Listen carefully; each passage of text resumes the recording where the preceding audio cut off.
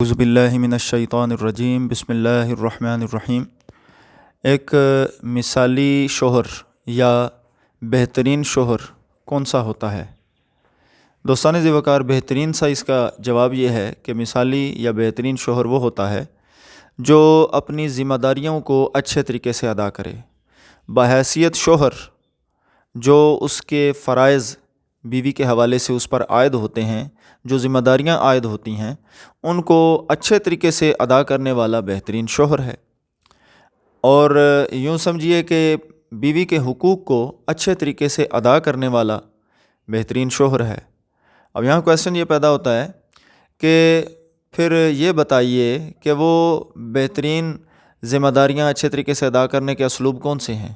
یا یوں بتا دیجئے کہ بیوی کے حقوق کون سے ہیں۔ تو دوستان ذی وقار،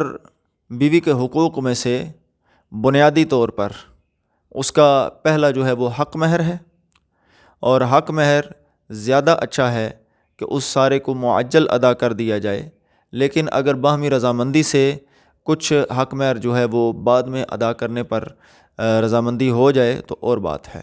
خوش دلی سے حق مہر کو ادا کیا جائے۔ اور آج کل یہ جو ٹرینڈ بنا ہوا ہے نا کہ جی ہے جناب 5000 سکہ رائج الوقت اور یہ وہ، تو حق مہر جو ہے وہ بیوی اور یعنی کہ اس کے گھر والوں کی مرضی پر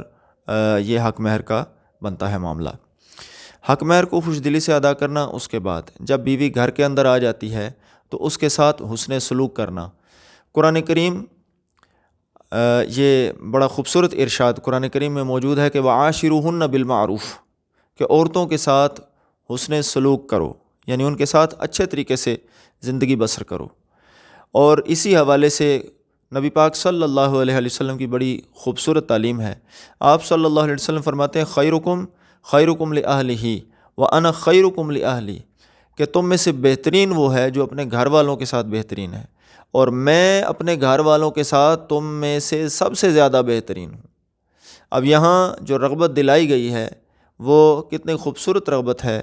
کہ شوہر اگرچہ اس کو قرآن نے کہا ہے الرجال قوامون علی النساء، کہ مرد جو ہیں وہ عورتوں پر حاکم ہیں، لیکن اس کا یہ مطلب نہیں کہ شوہر نے اپنی حاکمیت کو غیر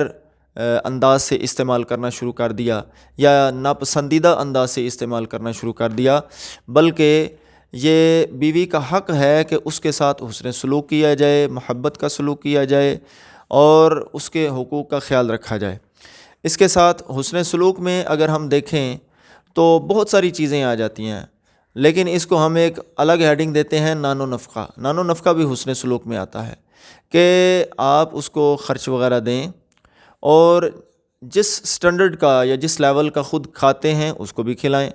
جس سٹینڈرڈ لیول کا خود پہنتے ہیں اس کو بھی پہنائیں۔ اور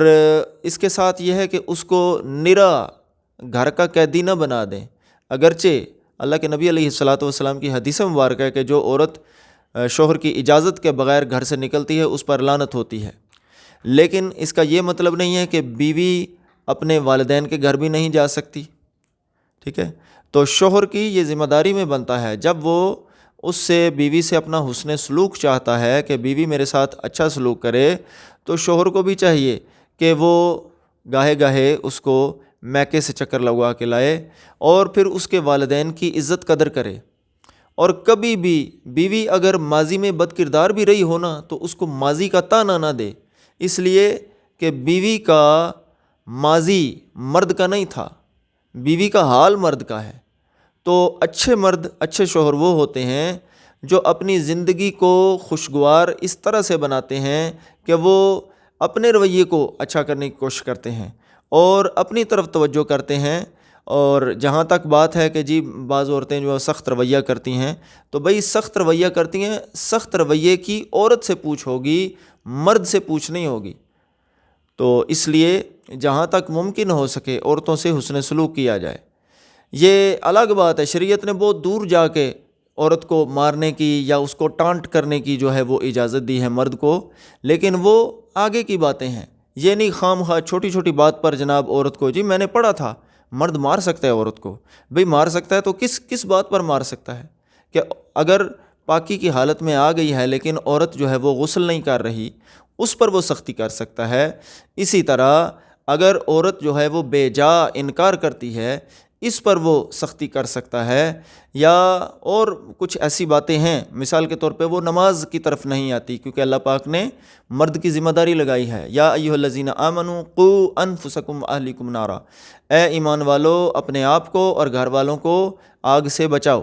تو بندہ کوشش کرتا ہے، تدبیر کرتا ہے، پیار سے بھی سختی سے بھی، کہ وہ جو ہے نماز کی طرف آئے، لیکن بیوی نماز کی طرف نہیں آتی، اور اوپر سے یہ پابندی بھی لگائی ہوئی ہے کہ تم نے میرے ہی ساتھ ہولی سولی میں تمہاری مالک ہوں، اس طرح سے تم نے زندگی گزارنی ہے، تو پھر اس کے ساتھ بیوی کو بھی چاہیے کہ وہ اس طرف توجہ دے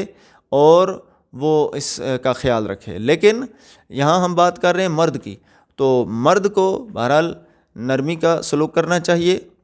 اور حتی الوسع کوشش کرنی چاہیے کہ وہ نرمی کا سلوک کرے نان و نفقہ میں۔ اور اب اگر ہم بہترین شوہر کی الگ الگ صفات بیان کرنے کی کوشش کریں تو بہترین شوہر وہ ہے جو ایک تو اپنی بیوی سے حسن سلوک کرے، نان و نفقہ کا خیال رکھے، اس کے رشتہ داروں کے ساتھ حسن سلوک کرے، اس کو غیر ضروری ٹیز نہ کرے، اور اس کے کھانے میں اور اس کے کھانے میں پینے میں لباس میں وسعت سے کام لے، اور جہاں تک اس کا یعنی بنتا ہے، اس کی وسعت ہے، اس کے مطابق بیوی کے ساتھ اچھا سلوک کرے۔ اللہ کے نبی علیہ الصلوۃ والسلام کی جو ابتدا ہی میں ہم نے یہاں تک کہ ایک حدیث مبارکہ میں پڑھ رہا تھا کہ جو شوہر